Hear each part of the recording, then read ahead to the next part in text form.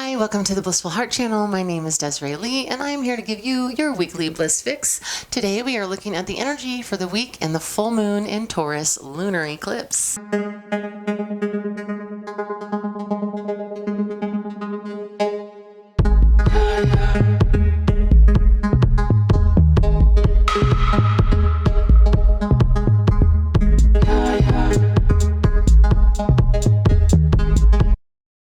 Welcome back to my channel, to all of my subscribers, and for anybody that's new, I channel Divine Guidance for the Collective.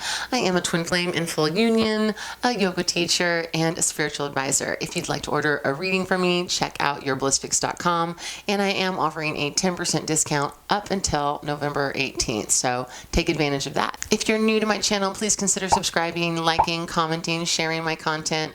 I have been on YouTube for many years now, and ever since I came into twin flame union and my consistency kind of fell off, so did my views, and I am just trying to get back in the favor of the algorithm. So if you like my vibe, click subscribe, share my video, share my content, comment, let me know what's up. I want to give a shout out to those of you that showed up for the 11/11 manifestation meditation.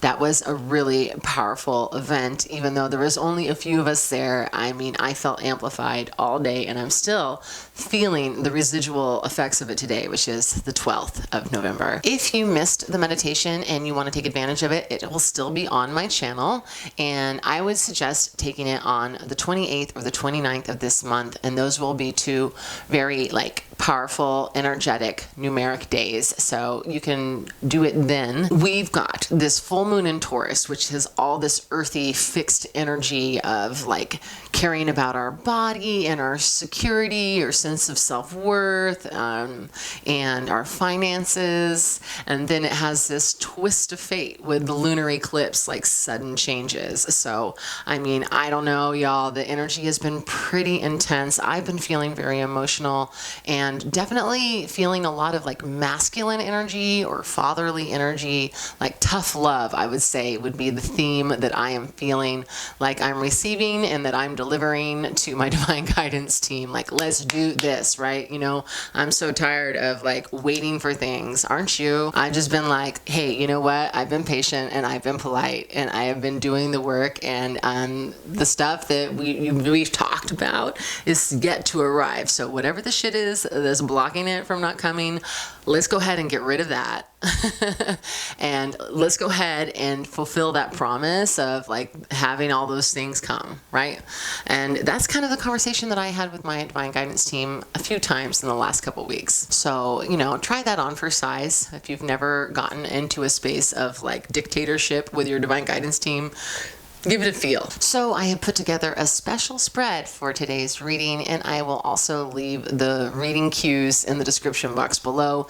If you have your own deck, I recommend doing a reading for yourself, or you can order one from me. But, you know, this is for the general collective. So, you know, sometimes it just isn't super specific. And if you do practice doing readings, I recommend doing this spread for yourself and seeing what comes through more specifically for you. But trust me, the messages that we get for the collective are always potent, always powerful, and it's something that everybody can use. So first, we're using the Dreams of Gaia Tarot and asking what the overall energy of this full moon lunar eclipse is for the week. Ooh, we got card 11, healing. What a shocker.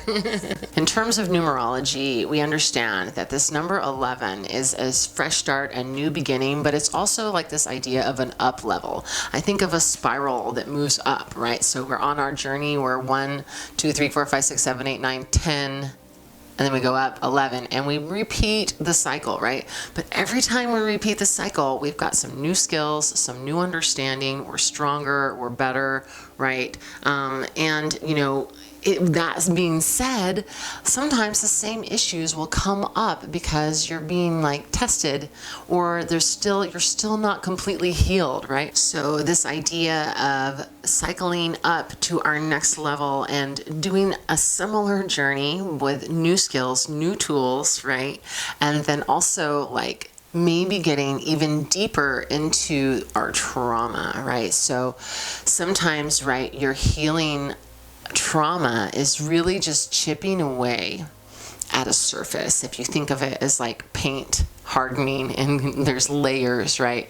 And so we do a healing, we think we're great, we feel better, and then we kind of cycle back, and then boom, there's that trauma again. And the thing is that the trauma is deep, and it's deeply ingrained in us. And I feel like we always think that there's something flawed with us, that there's something wrong with us, that it's something that needs to be gone away, you know. And the thing is that our trauma is part of what gives us character and what shapes us and differentiates us. It's also like where we find an endless well of compassion in order to help understand and heal others if we are working in the service of healing. And so we look at this idea of the lunar eclipse and this like huge like shift or unexpected change or a twist of fate, right?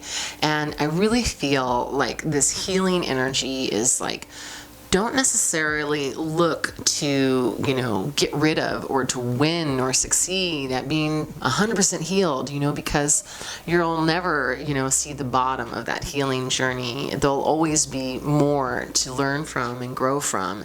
See it as that, right? See it as your well of compassion, your well of love. See it as your connection to your body, your mind, your spirit, your connection to self, and understanding your soul and your soul's purpose. It is really a very deep and beautiful romance, this journey of you as an ego, right? Not in a negative way, like everyone throws the word ego around, but your ego is like your avatar self, okay? And then your soul, which is like your spiritual self that is rich in knowledge and love and understanding, right? So we're constantly kind of dancing with our shadow. We're dancing with this concept of understanding, and sometimes it hurts. And sometimes it hurts. Sometimes it's sad, sometimes it's frustrating, and sometimes it's love. Sometimes it's excitement, sometimes it's celebration, right? And this is part of the experience. And the more that we can step into like accepting that and embracing our authentic voice in terms of really expressing who we are, you know, in a way that isn't judgmental of others or isn't shameful of others, that isn't anger at others, but just like, this is my experience, right? The more we can step into that, then the more we get to being healed. And again, there's never really like a winning. So definitely take that out of the equation of like winning at the healing game. Because if you define success as being completely healed, and you are a human being that finds happiness and success, then you'll never be fulfilled, because the healing is never ending, right?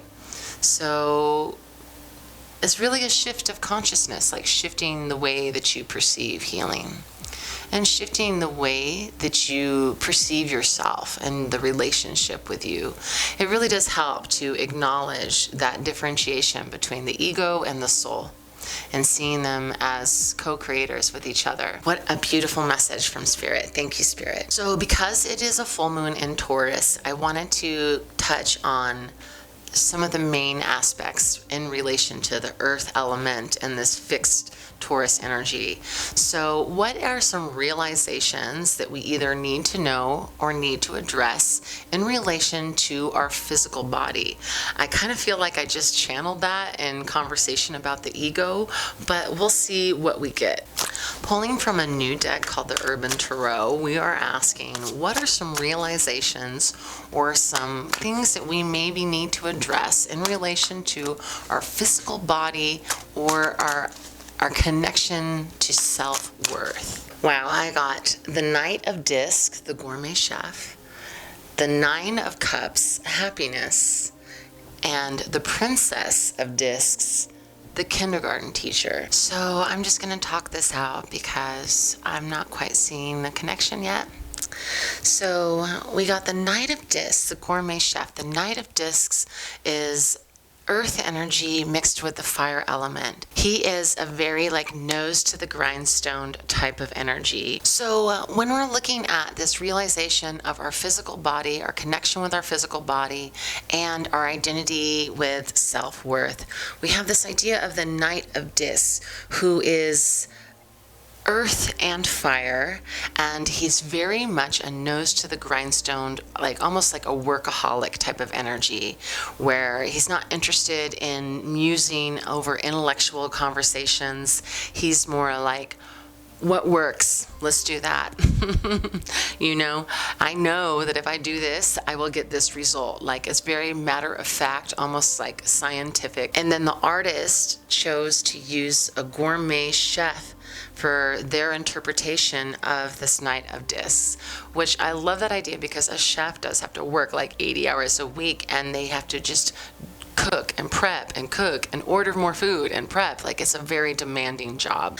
And then we have this Nine of Cups, which is all about like a dream within a dream, like this idea of pure happiness, like really having that perfect day with all the right people, and it's like a perfect sunset, and you know, everything is just working out exactly as it should.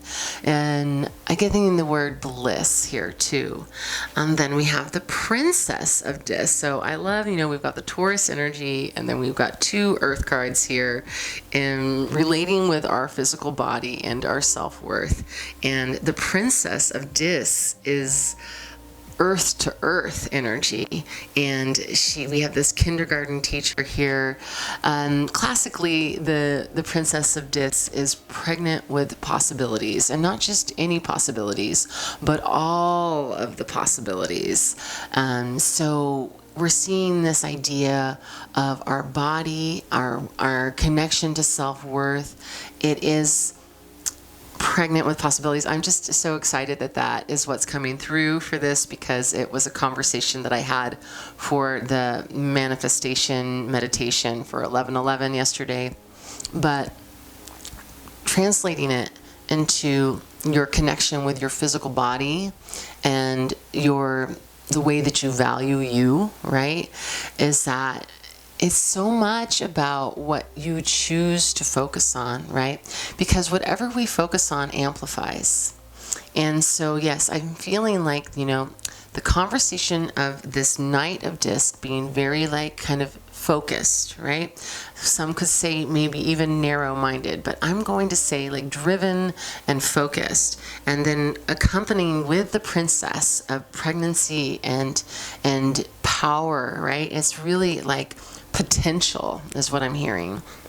And then happiness. So it's like, what are you focusing on? Okay. And I am hearing that, you know, a lot of you focus on what you don't want, right? Like, oh, I'm just so fat. Oh, I'm just not smart enough. I'm just not good enough. I don't have enough. I'm not enough, right? And there's that conversation. So it's like beyond, you know, we will relate with our body, and, you know, just if any of you have any like body, like eating disorders, I highly encourage you to seek help with that. But, you know, also like recognizing that we can use food as like an addictive behavior when we're dealing with our self-worth, right? See how it's all intrinsically connected. And so my guides are saying like the happiness, right? It's not going to come when you've lost 10 pounds, or when you've taken that course, or when you get some kind of recognition, some public recognition, you know, all these things that maybe you dream of having, getting that raise, you know, getting that perfect partner, living in that perfect home, you know, eating the perfect diet, like whatever your dream is, whatever your, you know, vision of what you wish you were, or how you wish you could be better, right? Is that like the happiness is a choice, especially in this connection to self. And right, we all have we all have trauma. I've decided that everybody has trauma, and some of us just have like more trauma than others, but everybody does have a certain degree of some kind of trauma with themselves or family, life, and we have to be conscious of that, seek help if we need help, or get the book, but also, make choices every day to be like, today I'm going to be happy. Today I'm going to celebrate my body and what it looks like today. I'm going to celebrate, my career and what I'm doing today. I'm going to make deliberate choices that say, yes, I am grateful and I am happy. And the happiness can be right now. It doesn't have to be put off till tomorrow. You can choose it right now. And I know when you're really in a funk that seems like an impossibility, and you have to take baby steps. You can't go from being really in a bad place to being joyful. There's a process, but like, find the next best thing that is like within your reach in terms of a thought or an action that can truly bring you joy in this moment, right?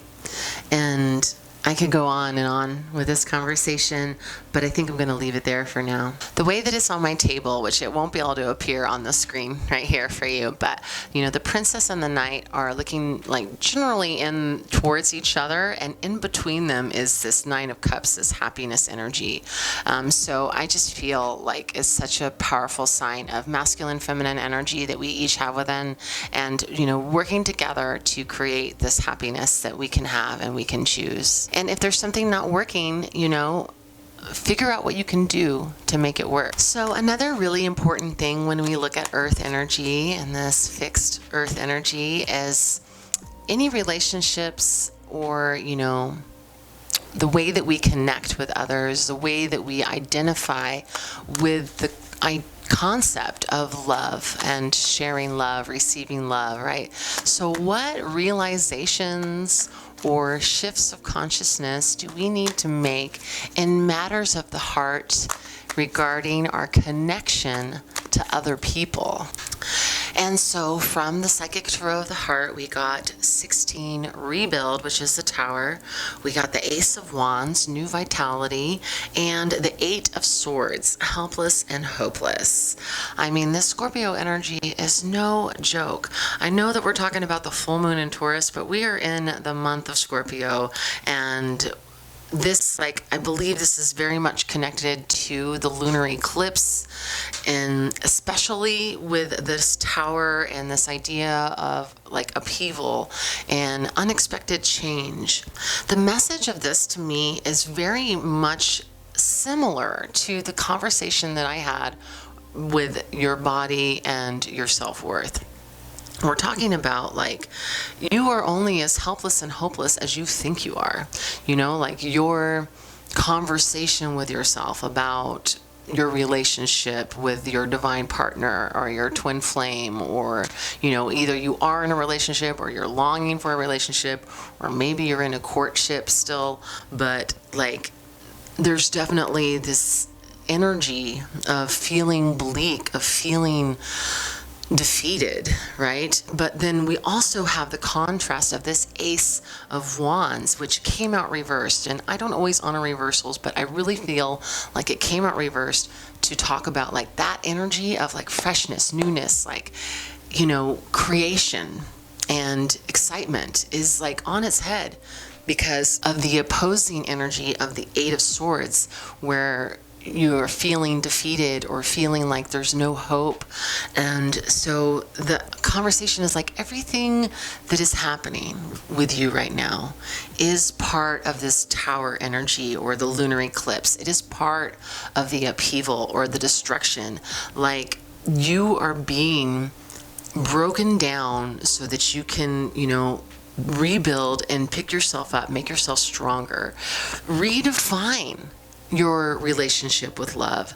If you're somebody that says I always pick the wrong person, I have such bad luck, if that's you, then tell a different story. Don't be saying, oh, that's how it is. Say, it used to be not very positive, but I had this amazing epiphany, and now I have nothing but healthy and happy and functional relationships. They're not perfect, but we're able to discuss any disagreements we have in a healthy and productive manner, and we get along ultimately, and I just feel loved and connected.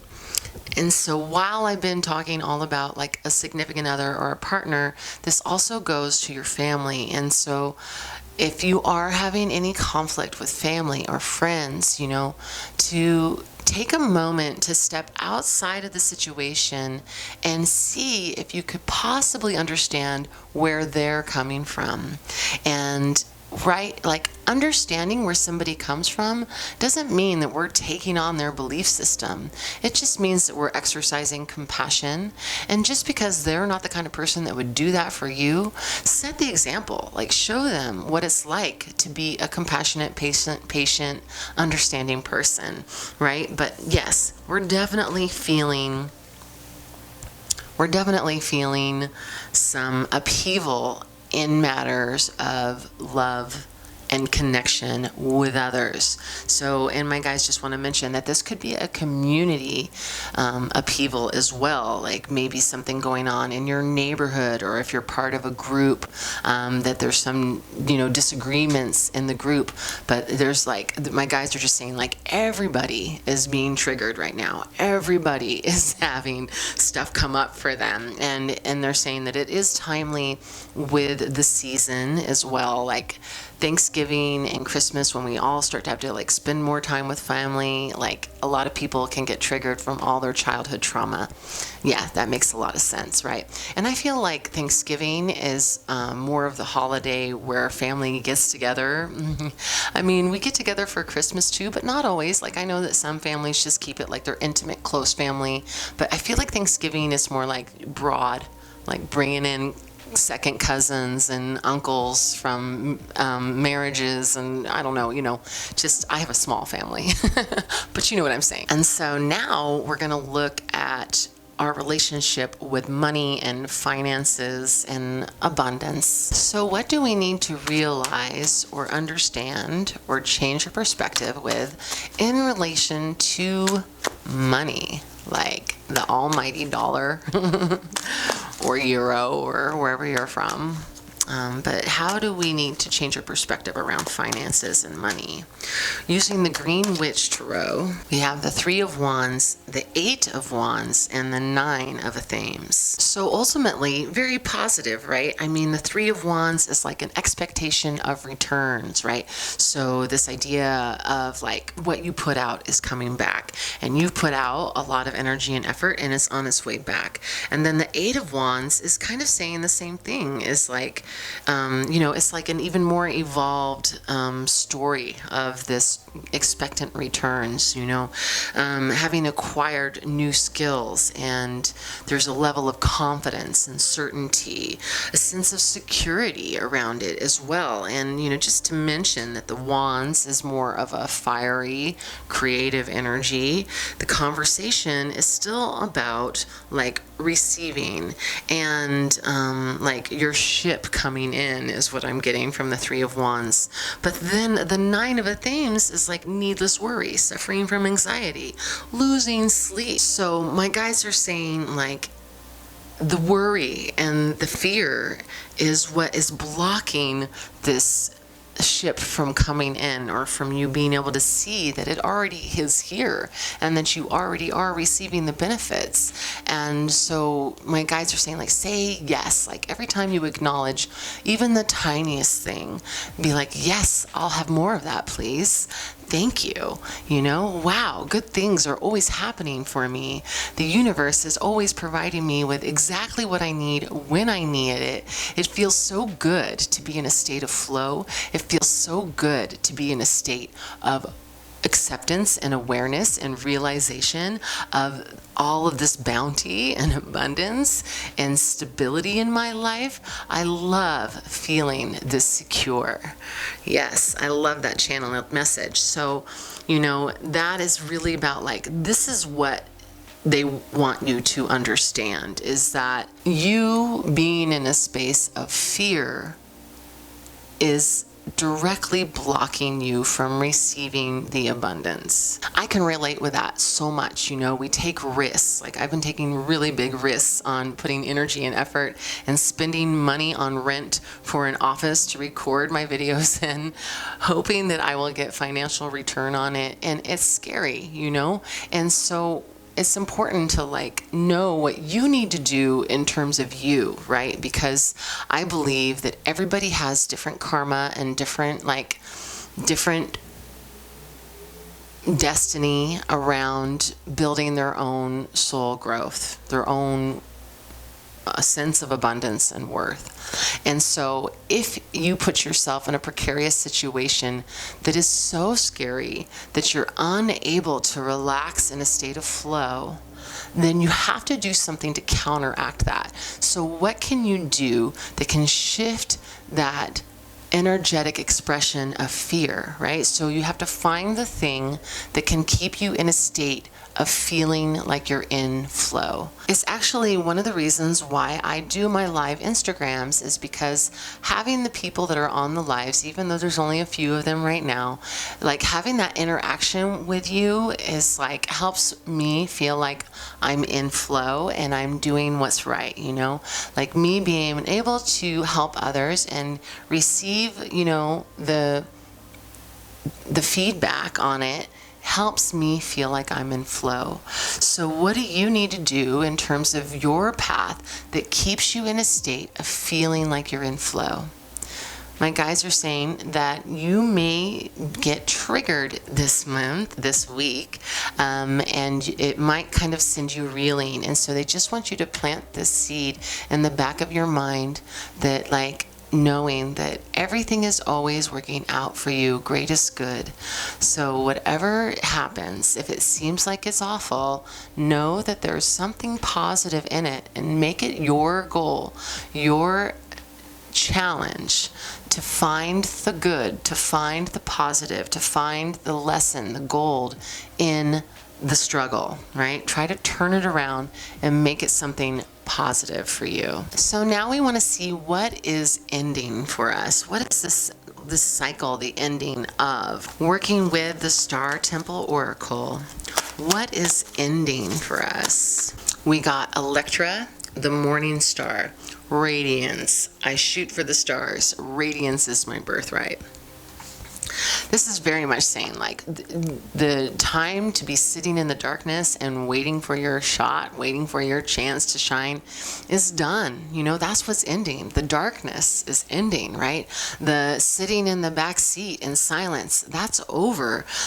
Anything that you have been allowing to hold you back, any fear or trepidation that has stopped you from moving forward, or any inability to know for sure what it is that you want to do, you're going to get clarity. The darkness will lift. I definitely feel we're being submersed into the darkness so that we can come out the other side and be completely immersed in the light. So the Star Temple Oracle is based on the Pleiadian star system, and Electra is the third brightest star in the Pleiadian constellation. This luminous star flickers brightly on and off because it rotates so rapidly.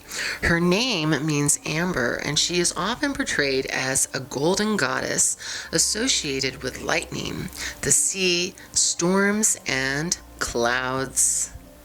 And her chakra is the solar plexus chakra, which was one that I talked a lot about for the manifestation meditation. It is right below our heart center, and it is one of strength, determination, and will. And so not only is that energy something that helps you get the job done, helps you follow through, right? But it's also the one that can help you be consistent, right? So let's say you're trying to formulate a new habit or quit a bad habit, right? Then this is the energy you need to stand up for yourself, believe in yourself, and commit and do it every day. You know what I'm saying? Recently, I heard someone say, "Oh, I don't need any of that energy." And I was kind of oh, okay, that's awfully confident. I feel like we all could use some of that energy. It's not easy to commit to something. And if you really think that you are aces at this, then maybe you're too much into it, right? Maybe it's overly so. And that reminds me of that night of dis energy, just like too much work, workaholic, obsessive, you know? So the guidebook says, star words for the morning star card is drive, persistence, and truth. You are destined for greatness. Electra's son, King Dardanus of Troy, reminds you that it is still early days yet. Know that your desire and inspiration will ensure the success you deserve. Radiate your vision with self-confidence. Inject your unique enthusiasm into your spirited mission. Maintain magical momentum with unwavering faith and stay on track and trust in the divine plan. Infuse your soulful journey with courageous zest, and you will attract the resources required to help you accomplish your dreams. Triumph will be your legacy. Yes, so in terms of answering the question, what's ending is the inability to do that, right? What's ending is the hesitation, the trepidation, the fear, the lack of determination, right? The laziness, or, you know, just the inefficiency. So this is definitely something to be excited about. And I really do feel like it's not obviously going to happen overnight, but we're going to feel this big shift after this full moon energy and this lunar eclipse. And my guys just want to mention that all of the things that are holding you back from stepping into this energy have to be experienced and understood first. And I feel like we definitely covered that in these realization cards that I've already talked about with the body and love and money. Now we're asking universe, spirit, angel guidance team, what should we prepare for? Like, what strange twist of fate do we need to brace ourselves for, or just like know that it could potentially open or come into our lives? So we got the Three of Pentacles reversed. This is definitely talking about co-collaboration and working with others. And this energy has been pushing its way through. I've been seeing it a lot this last week. So I feel like in terms of like what is going to shift is that we're going to, like a twist of fate, we're going to find that we need to connect with our community more and even maybe rely on others. You know, if you're anything like me, you might just be more like about, I'm going to do it myself because I know I can do it right. That's like some Virgo energy right there. But I do feel like we're being asked to open ourselves up to our community, whether they're our local community in our city or town, or whether it's like an online networking community. But I do feel like we're being asked to open out more and rely on each other more. So the twist of fate might be that you're going to be thrust into a community project, or you're going to find that you're unable to take that next step in your action plan without getting help or guidance from others. And my guys just want to mention that if you are like me and you don't really like to work with other people, that you're going to have to address why and what that is and work on healing that. So what is our final guidance message? Last card for the day. Angels of Truth, Love, and Light, what is the final guidance message you would like to deliver to the collective? Thank you. We got card 29, Breathe, which is an 11. I love that we started the spread with an 11 and we're ending it with an 11. So we're looking at this idea of patience and meditation and trusting. So I love that the universe is just like, you know, be patient. And most importantly, what I'm hearing is be patient with yourself.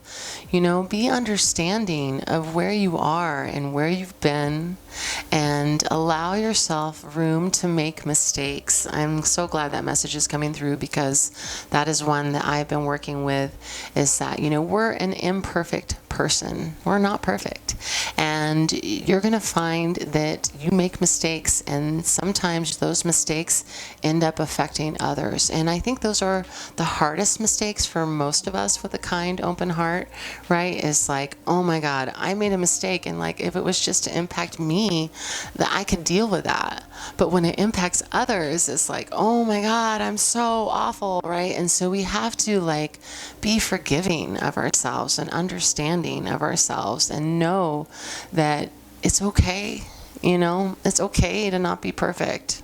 And it's okay to make mistakes. In fact, mistakes should be celebrated because that is how we learn and how we grow. And it just helps condition us to, and teach us that life is uncertain. You know, and you're going to really set yourself up for failure if you obsess with perfection and you have that perfect plan and you expect everything to work out perfectly according to your little timeline or your agenda.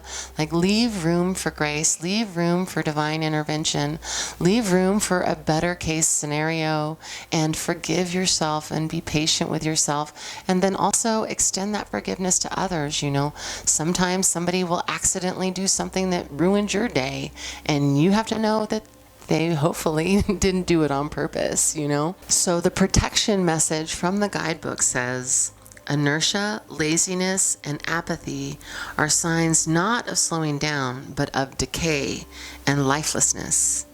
Wake up and do something to shake this off. Go outside for some air. A walk in nature will remind you that all of life is ensouled and magical. Get some exercise, move out of your head and into your body, and breathe in deeply. Each breath is precious. I love that, you know. So it not only is this card calling out to meditate and practice patience, but when you are feeling sluggish, when you are feeling drained, when you are feeling empty, you know, do the opposite of what you want to do, right? Get outside, get some fresh air, go take a spin class, you know, take a walk in nature. I feel is like the most therapeutic healing thing to do. Or, you know, make that date with your friend to go hang out and chat. Try to avoid withdrawing even more and put yourself out there. Well, I am sending you all so much love and light. If you forgot to like the video and you're still here, definitely click that like button now. Comment below, share what you're going through right now, share anything that you can relate with, and have the most amazing full moon. It always helps to do any kind of ceremonial thing for yourself on these special days, and bless your water, bless your crystals. Yeah, I will talk to you next week. Mwah.